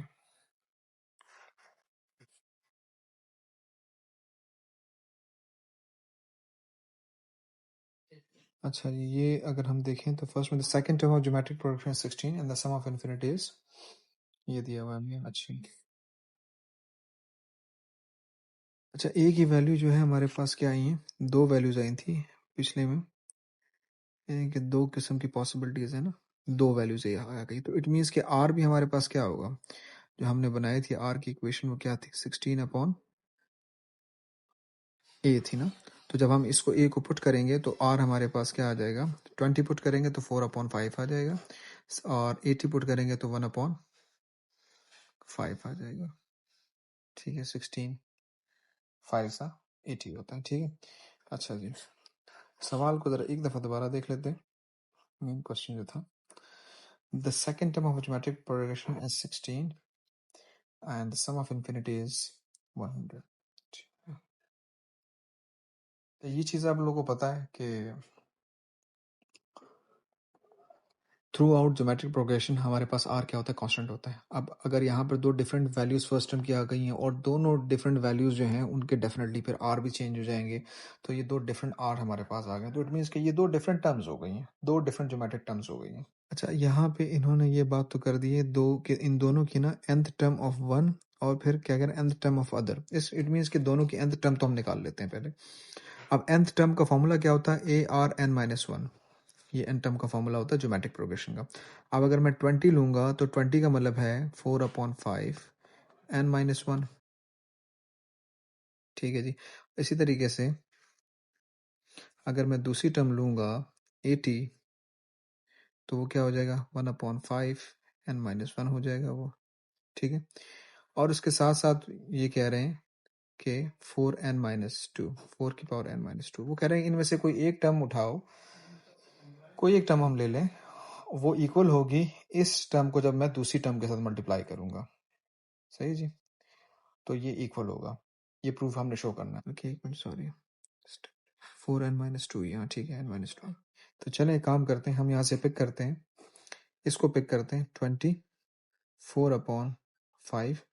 सबसे पहले तो इसको हम break करते हैं, ये break हो जाएगा, ये ब्रेक हो गया। मल्टीप्लाई, इसको भी हम ब्रेक कर देते हैं, पावर्स को हम ब्रेक कर देते हैं। ठीक है। इंडाइसिस, यहाँ पर आपकी इंडाइसिस कितनी अच्छी है, सॉलिड है, वो यहाँ पर काम आएगी। अच्छा जी, अब ये जो जो पावर्स n है उसके अंदर तो विदाउट n कोई और चीज n नहीं हो सकती। तो हम क्या करेंगे कि ये जो है इसकी n पावर है और इसकी n पावर, इसको अलग कर देंगे हम 20 × अच्छा, और ये वाला ये फ्लिप हो जाएगा, जब ये फ्लिप होगा तो ये पॉजिटिव हो जाएगा, तो 5/4 हो जाएगा, ये पॉजिटिव 1 हो जाएगा। इसी तरीके से ये भी फ्लिप हो जाएगा। ये बेसिक आपकी इंडाइसिस यहाँ पर कितनी स्ट्रांग है वो काम आएगी। यहाँ पर मल्टीप्लाई हो जाएगा 4/5 × 4n। अच्छा जी, ये क्यों हुआ, ऐसा क्यों हुआ? क्योंकि जब पावर सेम होती है तो हम बेसिस को मल्टीप्लाई कर सकते हैं आपस में। अच्छा, अब इसको हम करते हैं 20 मल्टीप्लाई बाय ये 5/4 हो जाएगा, इंटू 1/16 हो जाएगा, ये इंटू 16/5 की पावर n हो जाएगा। अच्छा जी, अब यहाँ हम इसको जरा सॉल्व करते हैं, सिंप्लीफाई करते हैं। ये 4 और कट गया, 5 हो गया, ये 5 × 5 हो गया और /16 हो गया, और ये हो गया 16/5 की पावर n। अच्छा जी, अब ये हो गया 25/16 इंटू 16/5 की पावर n। अब इसमें अगर देखें ना तो ये चीज़ तो वो बन ही नहीं रही ना, ये तो हमने पूरा यहाँ तक वर्किंग कर ली। और जो दूसरे मैंने कहा था ना कि इससे हमें हमने यूज़ क्या किया, हमने इसको यूज़ किया, इसको यूज़ किया इसके साथ, ताकि ये मिल जाए, वो तो नहीं मिल रहा। तो इट मीन्स कि अब हम दूसरा ऑप्शन यूज़ करेंगे, फर्स्ट ऑप्शन पे तो बात नहीं बन रही। अब हम दूसरे ऑप्शन पे जाएंगे, दूसरे ऑप्शन को हम सॉल्व करते हैं। अच्छा, अकॉर्डिंग टू सेकंड ऑप्शन हम क्या करेंगे, हम मल्टीप्लाई करेंगे, स्टार्ट करेंगे मल्टीप्लाई करना। 80 1/5 और n-1 को मल्टीप्लाई करेंगे हम किसके साथ, 4n-2 के साथ मल्टीप्लाई करेंगे। अगर देखें हम यहाँ पे तो हमें यहाँ ब्रैकेट में ना 4 चाहिए और डिनोमिनेटर में 5 चाहिए, तो 5 तो पड़ा हुआ है डिनोमिनेटर में। अब ऊपर के लिए मुझे यहाँ पे 4 चाहिए। अब 4 किस तरह मुझे मिलेगा कि मैं किसी तरीके से पावर n-1 है ना, मैं इसके साथ इसकी पावर को n-1 कर दूं, फिर जब इस पूरे की पावर n-1 हो जाएगी और यहाँ पर एक और ऑब्जेक्ट, एक और नंबर जिसकी पावर n-1 हो जाएगी, तो पावर सेम हो जाएगी। जब पावर सेम हो जाएगी तो फिर इनको मैं मल्टीप्लाई कर सकता हूँ। मतलब ये है कि ये इसको मैं काम करता हूँ 1/5 n-1 इंटू 4n-1 n-1। मैंने इस 2 को ना स्प्लिट कर दिया, इस 2 को मैंने इस तरह स्प्लिट कर दिया, क्योंकि मुझे ये चाहिए था। और ये मुझे क्यों चाहिए था, क्योंकि ये चीज़ यहाँ की बना है। अच्छा, अब इसको मैं ब्रेक कर दूंगा, n-1 हो जाएगा ये, इंटू ये 4 की पावर n-1 हो जाएगा, स्प्लिट हो गया ये। अब आप अगर यहाँ देखें गौर से तो इन दोनों की बेसिस सेम हो गई है, सॉरी पावर सेम हो गई है। पावर सेम हो, जब पावर सेम हो जाती है तो according to the rule of indices आप बीच वाले नंबर्स को आपस में मल्टीप्लाई कर सकते हैं। तो 1/5 मल्टीप्लाई बाय 4 हो जाएगा 4/5, और पावर एक दफा हम लिख लेंगे, और 4 टू द पावर ऑफ -1 1/4 हो जाएगा मल्टीप्लाई बाय 80। तो अब ये आपस में कैंसिल हो जाएगा, 20 बन जाएगा। तो ये आ गया हमारे पास 20 4/5 और n-1। ठीक है जी। तो ये थोड़ा सा इसके अंदर ट्रायल एंड एरर वाला कॉन्सेप्ट हमने यूज किया, पहले एक को ट्राई किया, उससे नहीं तो दूसरे से हमने कर ली। चले भैया नेक्स्ट क्वेश्चन की तरफ आते हैं। क्वेश्चन नंबर 10 को अगर देखें तो देखते में पता लग गया कि ये किससे रिलेटेड है। ये इक्वेशन ऑफ सर्कल से रिलेटेड क्वेश्चन है ये। तो इसके अंदर हम क्या करेंगे इस क्वेश्चन के अंदर, अब इसमें जो डिस्कशन हो रही है वो ये एक सर्कल है और उस सर्कल के साथ जो है एक लाइन जो है वो उसके टेंजेंट है, ठीक। अच्छा, अब टेंजेंट है, सो ये टच हो रहा है तो इट मीन्स के अच्छा अब वैल्यूज जो है पॉसिबल एक ही वैल्यूज चाहिए, ठीक है। ए कहाँ है, ये रहा। अब इक्वेशन ऑफ सर्कल है और उसके साथ ये टच हो रहा है तो इट मीन्स कि जब एक जगह कॉन्टैक्ट हो रहा है तो हम साइमल्टेनियसली सॉल्व करने के लिए इसको सब्जेक्ट ऑलरेडी वाई बना है उसको उसके अंदर पुट कर लेंगे हम। एक्स माइनस ए होल स्क्वायर प्लस वाई की वैल्यू रख देंगे हम इसमें। ये हम क्यों कर रहे हैं, क्योंकि बड़ा क्लियर, एक तो वो वैल्यूज पूछ रहा है ए की और दूसरा उसने कह दिया कि दो समझे कि इक्वेशंस, एक सर्कल है और दूसरा जो है वो लाइन है, ये दोनों आपस में टच हो रहे हैं। जब टच हो रहे हैं तो इनको हम साइमल्टेनियसली करेंगे। अच्छा, अब इसको हम सॉल्व करते हैं तो ये हो जाएगा 1/2x plus 3 square is equal to this. Expansion करते हैं इसकी हम, एक्सपेंशन करेंगे तो ये क्या हो जाएगा, X square plus A square minus 2xa plus 1/4x square plus 9 minus plus 2a and then उसके बाद b is equal to 20। Solve कर लेंगे, कैंसिल हो जाएगा ये। अच्छा, जब ये कैंसिल आउट हो जाएगा तो ये हमारे पास ये लाइक टर्म्स जो है उसको हम सॉल्व करेंगे। एक्स स्क्वायर प्लस 1/4 इसका हम एलसीएम लेंगे तो ये हो जाएगा 5/4x स्क्वायर हो जाएगा। इस तरीके से हम फिर अरेंज करेंगे, -2xa हमारे पास हो जाएगा, 2xa हो जाएगा और यहाँ से जो हमारे पास टर्म आएगी वो क्या आएगी, 3x आ जाएगा। यहाँ से हमारे पास प्लस 3x आ जाएगा। फिर हमारे पास क्या बचा, अब नॉन एक्स टर्म्स की तरफ हम जाते हैं। ए स्क्वायर हो गया प्लस 9 हो गया और इक्वल के दूसरी साइड भी क्या पड़ा हुआ है, 20 पड़ा हुआ है। सो ये हो गया प्लस ए स्क्वायर हो गया प्लस 9 हो गया माइनस 20 हो गया, ठीक है। 5/4x square minus 2xa plus 3x plus A square minus 11 is equal to 0। अच्छा, अब अगर हम देखें तो अब ए की वैल्यूज चाहिए। अब ए की वैल्यूज के लिए अब देखें तो एक क्वाड्रेटिक इक्वेशन मेरे पास बन गई। अब क्वाड्रेटिक इक्वेशन भी बन गई है आपके पास, तो इसमें से आपकी ए की वैल्यू चाहिए। तो ए की वैल्यू के लिए क्वाड्रेटिक इक्वेशन है और उस क्वाड्रेटिक इक्वेशन के साथ क्वेश्चन अगर हम देखें तो वो यहाँ पे आपको ना यहाँ पे एक और चीज बोल रहा है कि वो टेंजेंट है, टेंजेंट टू द सर्कल, वो टच हो रहा है, टेंजेंट है। तो इस तरह की जब कंडीशन बन जाए कि क्वाड्रेटिक इक्वेशन आपके पास आ जाए और वो टेंजेंट की बात करें तो ये हम डायरेक्ट हम क्वाड्रेटिक्स के टॉपिक की तरफ हम जाते हैं। क्वाड्रेटिक के टॉपिक्स के अंदर इस तरह की इक्वेशंस को सॉल्व करने का तरीका बताया गया है जहाँ पे डिस्क्रिमिनेंट हम यूज करते हैं, डिस्क्रिमिनेंट को। तो डिस्क्रिमिनेंट जो है वो इक्वल टू 0 हो जाएगा। अब इस डिस्क्रिमिनेंट के अंदर हम बी की वैल्यू अगर हम देखते हैं तो बी की वैल्यू क्या है हमारे पास, -2a प्लस 3, यानी कि 3 - 2a बी की वैल्यू है स्क्वायर माइनस 4 ए की वैल्यू क्या है, 5/4 ए की वैल्यू है, ये है, और ए स्क्वायर -11 ये सी की वैल्यू है। एक्सपेंशन करेंगे इसकी, 9 प्लस 4a स्क्वायर माइनस 3 2 6 और 6 2 12 a माइनस ये कैंसिल हो गया तो 5a square minus 11 equals to 0। तो 9 अरेंज कर लेता हूँ मैं इसको शुरू में ही, 4a स्क्वायर माइनस 12a हो जाएगा और प्लस 9 हो जाएगा minus 5a square plus 55 equals to 0। अच्छा जी, 4a square minus 5a square minus a square हो जाएगा माइनस 12a हो जाएगा और 55 प्लस 9 64 हो जाएगा। ठीक है जी, हम माइनस को कॉमन ले लेंगे, सिंबल सारे के सारे चेंज हो जाएंगे। तो ये इक्वेशन बन गई हमारे पास।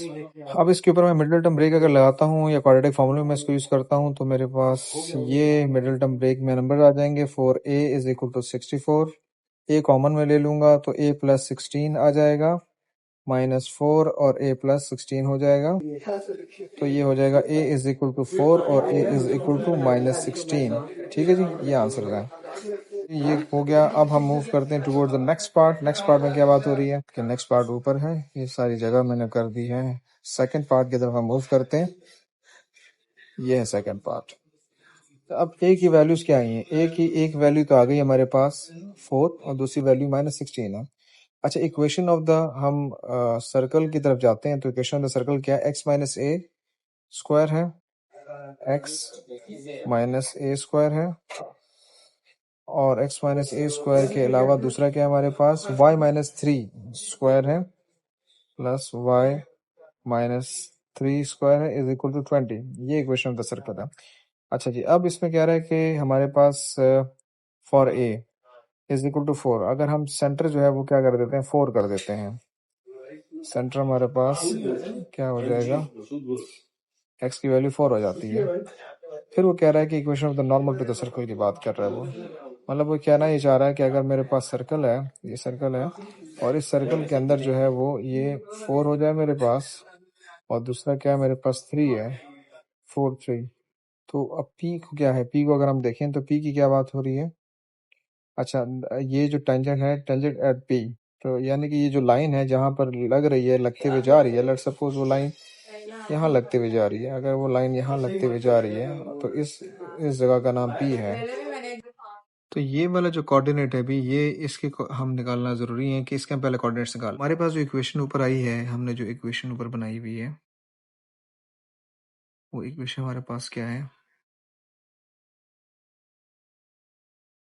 हमारे पास ये इक्वेशन है यहाँ पे, जहाँ से हमने पिक की थी वैल्यूज, ये जो हाईलाइटेड है ये सारा, इसके अंदर हम 1 बाय 1 वैल्यूज पुट करते हैं। मैं इसको उठा लेता हूँ यहाँ से।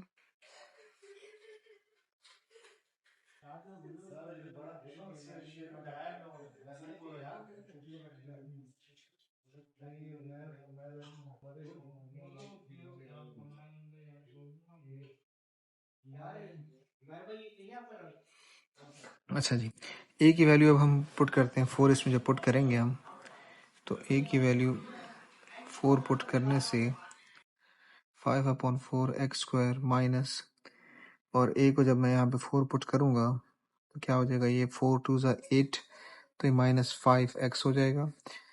यहाँ पे पुट करूँगा तो 4 4 ज़ा 16, 16 माइनस 11 5 हो जाएगा। और इसको जब मैं सॉल्व करूँगा तो ये इक्वेशन बन जाएगी मेरे पास 5x square minus 20x plus 20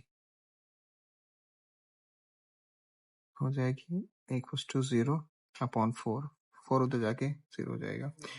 अच्छा, 4 वहाँ जाके 0 हो जाएगा, मल्टीप्लाई 0 से तो 0 हो जाएगा। ऊपर से मैं अगर 5 कॉमन ले लेता हूँ तो x square minus 4x plus 4, ये इक्वेशन बच जाएगी। अब इसको मैं अगर सॉल्व करता हूँ तो ये मिडिल टर्म ब्रेक या फॉर्मूले से आप सॉल्व करेंगे क्वाड्रेटिक से, तो आपके पास ये चीज़ बन जाएगी, विच मीन्स के x इज इक्वल टू 2। ये आपके पास वैल्यू आ गई, ठीक है। अच्छा, अब यहाँ की वैल्यू x की तो 2 आ गई है। अब हम इसको पुट करेंगे, कोई भी इक्वेशन ऊपर से ले लेंगे जो हमारे पास शुरू की इक्वेशन थी, उसके अंदर पुट करेंगे ताकि y की वैल्यू हमारे पास आ जाए। अब यहाँ से हम ये लाइन की इक्वेशन ले लेते हैं जो कि 1/2 x प्लस 6 है। तो 1/2 x की वैल्यू 2 है, प्लस 6 कैंसिल हो जाएगा, तो 6 प्लस 1 7। तो ये हमारे पास आ गया। अब ये चीज़ आ गई तो अब इसके बाद हमें इक्वेशन बनाने के अंदर बड़ी आसानी हो जाएगी। पर नॉर्मल की बात कर रहे हैं तो नॉर्मल का मतलब है इन दोनों में से कोई एक कोऑर्डिनेट ग्रेडियंट के लिए हम पिक करेंगे, और ग्रेडियंट पहले निकाल लेते हैं हम। उसके लिए इक्वेशन ऑफ लाइन के लिए पिक करेंगे और ग्रेडियंट पहले हम निकाल लेते हैं। तो ये अगर मैं देखूं तो हमारे पास है 7 माइनस 3, क्या हो जाएगा? 7 माइनस 3, 4 हो जाएगा, और 2 माइनस 4 -2 हो जाएगा, तो ये हो गया -2 ग्रेडियंट आ गया। अच्छा, तो ये बेसिकली ये जो ग्रेडियंट है, तो ये ऑलरेडी अगर देखें तो ये इस लाइन का ग्रेडियंट है, और ये लाइन क्या है? ये 90 है। तो 90 का मतलब ये नॉर्मल है, उस टेंजेंट के ऊपर ये नॉर्मल है, तो इसको कोई रेसिप्रोकेट करने की ज़रूरत नहीं है क्योंकि ये ऑलरेडी नॉर्मल है। समझ रहे हैं कि मतलब एक सर्कल है मेरे पास, और उस सर्कल के ऊपर एक टेंजेंट लाइन जा रही है, टेंजेंट जा रही है, और उस टेंजेंट के ऊपर ये अगर देखेंगे तो 90 है। अब इसका हमने ग्रेडियंट निकाल लिया, तो ये ऑलरेडी अगर देखें तो इसके ऊपर तो 90 डिग्री बना रही है, तो इसको रेसिप्रोकेट हम लोग नहीं करेंगे।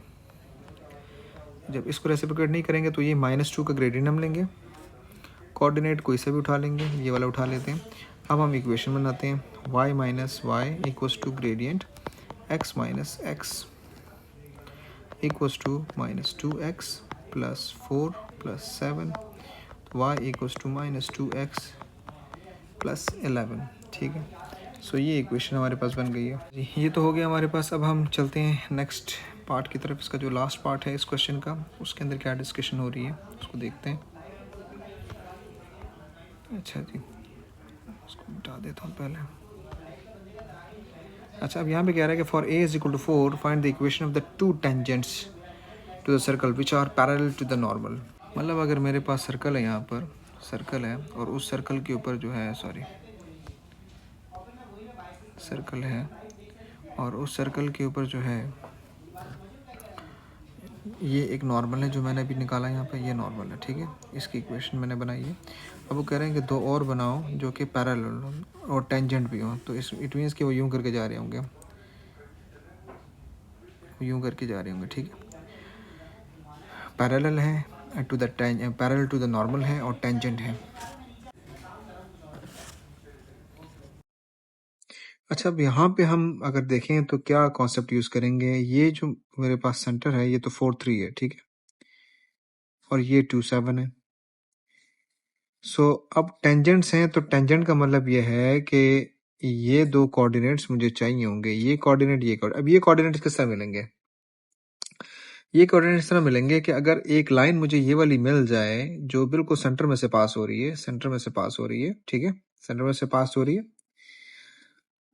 और वो सर्कल वो इक्वेशन ऑफ लाइन मिल जाए और वो उसको मैं साइमल्टेनियसली सॉल्व करके इक्वेशन ऑफ सर्कल के साथ सॉल्व कर लूँ तो मुझे ये दो इंटरसेक्टिंग पॉइंट्स मिल जाएंगे जिसकी बेस पर मैं ये बना सकता हूँ। ठीक है, अच्छा अब इसके लिए क्या करेंगे जनाब। अब इस स्ट्रेट लाइन के लिए ये जो एक ये लाइन है, अच्छा अब ये दोनों ये पैरेलल है ना, ये देखें ये टेंजेंट और वो टेंजेंट पैरेलल है। इसका मतलब इसका ग्रेडियंट 1/2 है तो इसका भी ग्रेडियंट 1/2 होगा।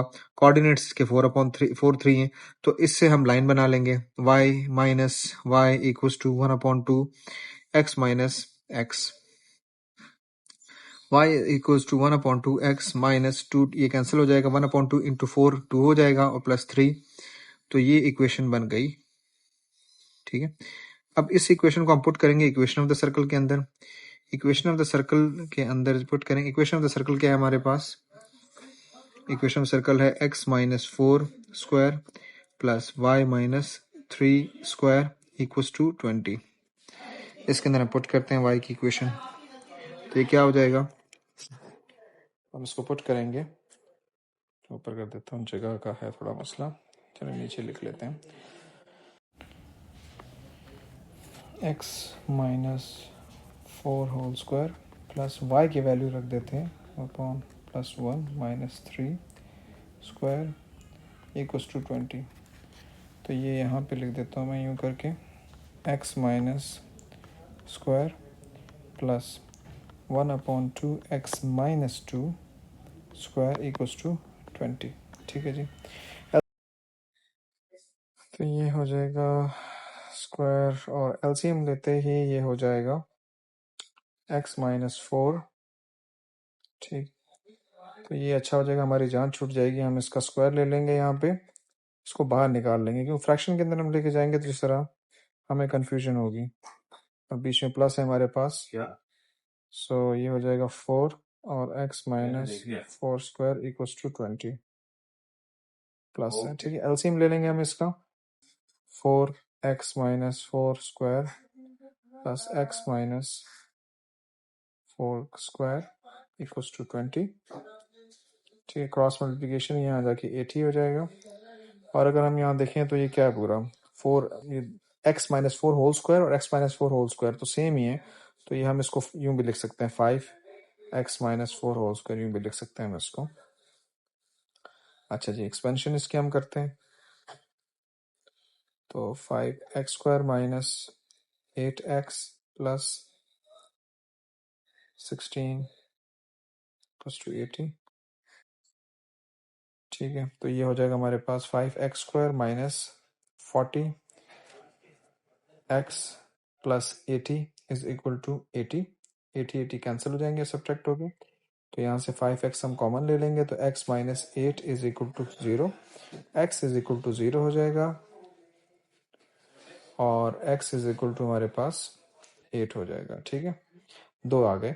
हम इसको पुट करेंगे इक्वेशन के अंदर। इक्वेशन हमारे पास क्या है, एक है हमारे पास y इक्वल्स टू, ये इक्वेशन है, इसके अंदर पुट करेंगे, 0 पुट करेंगे x को यहाँ पे, तो ये y इक्वल्स टू 1 आ जाएगा, और 8 को पुट करेंगे तो y इज इक्वल टू 5 आ जाएगा।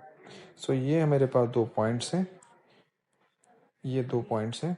इन दोनों पॉइंट्स की हम इक्वेशन बनाएंगे, और इसके साथ जो, चूंकि हमने इसको बनाना है बिल्कुल उसके पैरेलल, तो ग्रेडियंट हम -2 का रखेंगे।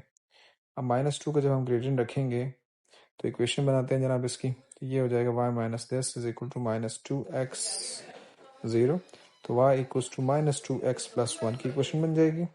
और ये वाली जब इक्वेशन बनाएंगे y minus 5 equals to -2x x minus this, तो y equals to -2x plus 16 plus 5, तो y is equal to -2x plus 21। ये हो गया क्वेश्चन हमारा, क्वेश्चन नंबर 10 कंप्लीट हो गया हमारा। अब क्वेश्चन नंबर 11 की तरफ मूव करते हैं। क्वेश्चन नंबर 10 हो गया हमारा। अच्छा जी, क्वेश्चन नंबर 11 को अगर हम देखें, ये क्वेश्चन नंबर 10 हो गया पूरा, हाँ जी पूरा हो गया, ठीक। क्वेश्चन नंबर 11 की तरफ हम आते हैं। क्वेश्चन नंबर 11 के अंदर अगर हम देखें तो सिंपली सबसे पहले तो डिफरेंशिएशन की बात करें कि डिफरेंशिएशन आप डिफरेंशिएट करें इसको। डिफरेंशिएशन के अंदर सबसे पहले देखें, कोई कुछ भी x जो है डिनोमिनेटर में नहीं है, डिनोमिनेटर में अगर x होता है तो हम उसको न्यूमरेटर में लाते हैं। तो k है हमारे पास, और रूट की वैल्यू 1/2 होती है पावर, तो 1/2 शुरू में आ जाएगी, और फिर हम क्या करेंगे, उसमें से पावर में से सब्ट्रैक्ट कर देंगे उसको, और फिर विदाउट पावर हम उसको करेंगे तो ये आ जाएगा हमारे पास। इस तरीके से ये 1 हो जाएगा हमारे पास, यूँ रखेंगे, ये 1 हो जाएगा, और 5 0 हो जाएगा। सो ये हो जाएगा k अपॉन, अच्छा अब यहाँ से अगर हम देखें तो 2 1 ज़ा 2 2 ज़ा हो जाएगा ये। सो ये हो जाएगा 2k और 4x प्लस 1 माइनस 1/2 माइनस 1। सो ये हो जाएगा 2k upon 4x plus 1 root हो जाएगा -1। ठीक है जी, अच्छा ये हमारे पास आ गया, फर्स्ट आ गया हमारे पास फर्स्ट पार्ट का आंसर। बात हो रही find the x coordinate of the stationary point in terms of k। Stationary point निकालने के लिए हम क्या करेंगे, ग्रेडियंट को हम 0 कर देते हैं, ठीक है। तो ग्रेडियंट हम 0 कर देंगे, और सारा का सारा ये एज इट इज हम लिखेंगे। अच्छा जी, ये हो जाएगा 4x प्लस 1 माइनस 1 प्लस 1, ये -1 इधर आके +1 हो जाएगा, 2k upon root 4x plus 1 यहाँ चला जाएगा, मल्टीप्लाई हो जाएगा, तो 1 के साथ एज इट इज आ जाएगा, ये k 2k हो जाएगा। अब हम दोनों रूट ख़त्म करने के लिए हम स्क्वायरिंग करेंगे दोनों साइड्स पे, तो ये हो जाएगा 4x plus 1 equals to 4k square, और इसी तरीके से 1 वहाँ जाकर माइनस हो जाएगा, और 4 जाके वहाँ डिवाइड हो जाएगा। तो ये x कोऑर्डिनेट हमारे पास आ गया इन टर्म्स ऑफ के, ठीक है जी। सेकंड पार्ट हो गया हमारे पास ये। अब हम आते हैं लास्ट पार्ट की तरफ।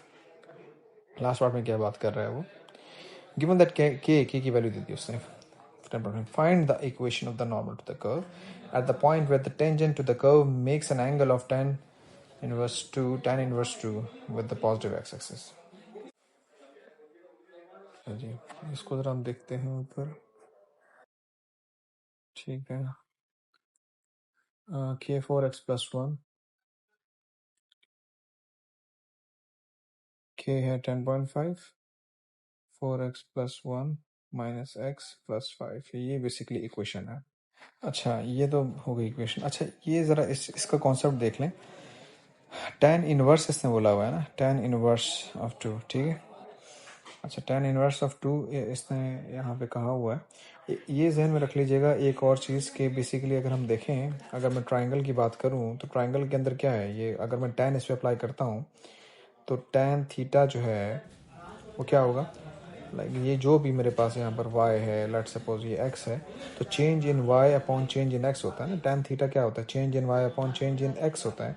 तो मैं tan थीटा की जगह पे dy अपॉन dx लिख सकता हूँ। ये कॉन्सेप्ट ध्यान रख लीजिएगा, ये मैं लिख सकता हूँ, ठीक है। तो इसका मतलब है, अच्छा और ये जो चीज़ मेरे पास आई होगी तो डेफिनेटली ये इन्होंने दिया थीटा के इक्वल होगा, ये तभी इन्वर्स होगा। तो tan theta is equal to 2 है, तो ये dy upon dx is equal to 2 है, ठीक है। चेंज है तो उसमें मैं लिख सकता हूँ। अच्छा अब dy अपॉन dx जो है वो अगर आप देखेंगे तो वो हमने जो एक पार्ट के अंदर हम लोगों ने किया था, तो क्या किया था हम लोगों ने, 2 हमारे पास आया था, k था हमारे पास, और हमारे पास था 4x प्लस 1 की पावर -1/2 था, -1 था।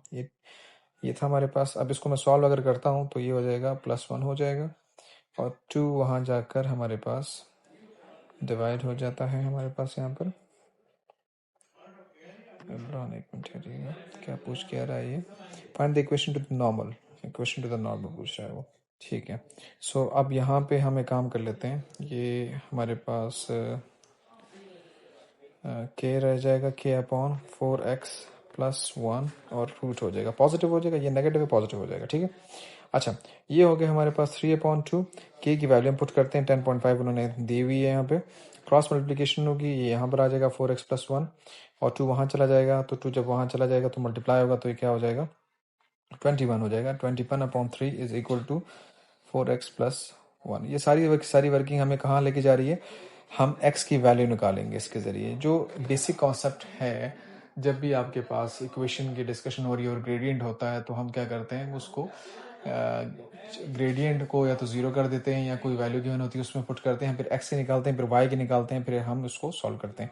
अच्छा जी, ये 7 हो जाएगा, तो 7 का स्क्वायर हो जाएगा ये, और यहाँ पे रूट कैंसिल हो जाएगा, तो ये 49 माइनस 1 इक्वल्स टू 4x हो जाएगा, और 48/4 is equal to x is equal to 12। ठीक है जी, ये आ गया हमारे पास। अब हम y की वैल्यू निकालेंगे। ये हमारे पास x की वैल्यू आ गई। अब y की वैल्यू किस तरीके से निकलेगी? हम आपको पता है कि हम ओरिजिनल जो इक्वेशन होती है, हमने यहाँ लिखी है, उसी के अंदर हम वैल्यू पुट करते हैं, और उसमें वैल्यू पुट करके हमारे पास x की वैल्यू y की वैल्यू आ जाती है। तो मैं अगर इसके अंदर डायरेक्टली पुट करता हूँ, आप शो कराइएगा, आपने शो कराना होगा, शो कराए बगैर आप नहीं करेंगे वरना मार्क्स कट जाएंगे। तो इसको मैं करता हूँ यहाँ पे कैलकुलेटर में, मैं लिख रहा हूँ अपने पास, स्क्रीन पर मैं शो नहीं कर रहा। 4 × 12 प्लस 1 12 प्लस 5। एक मेरे पास वैल्यू क्या आई थी, x इज इक्वल टू 12 मेरे पास था। तो ये इसको पुट करने से जो आंसर आ रहा है वो 66.5 आंसर मेरे पास आ रहा है y का। y इज इक्वल टू 66.5 आ रहा है। ठीक है जनाब, ये आंसर्स मेरे पास आ गए। अब हम ग्रेडियंट की तरफ जाएंगे। ग्रेडियंट क्या लेना है हमने? अच्छा जी, अब ग्रेडियंट की तरफ अगर हम जाते हैं तो ग्रेडियंट ये दिया हुआ है हमें। ग्रेडियंट 2 था हमारे पास, तो क्या हो जाएगा, ये ग्रेडियंट 2 था हमारे पास, तो ये -1/2 हो जाएगा। तो y minus 66.5 is equal to -1/2 x minus 12। ठीक है, इसको सिंप्लीफाई कर लीजिएगा आप, तो सिंप्लीफाई करके आपके पास आंसर आ जाएगा। दैट्स इट जी। चलें, ये हो गया जनाब पेपर हमारा।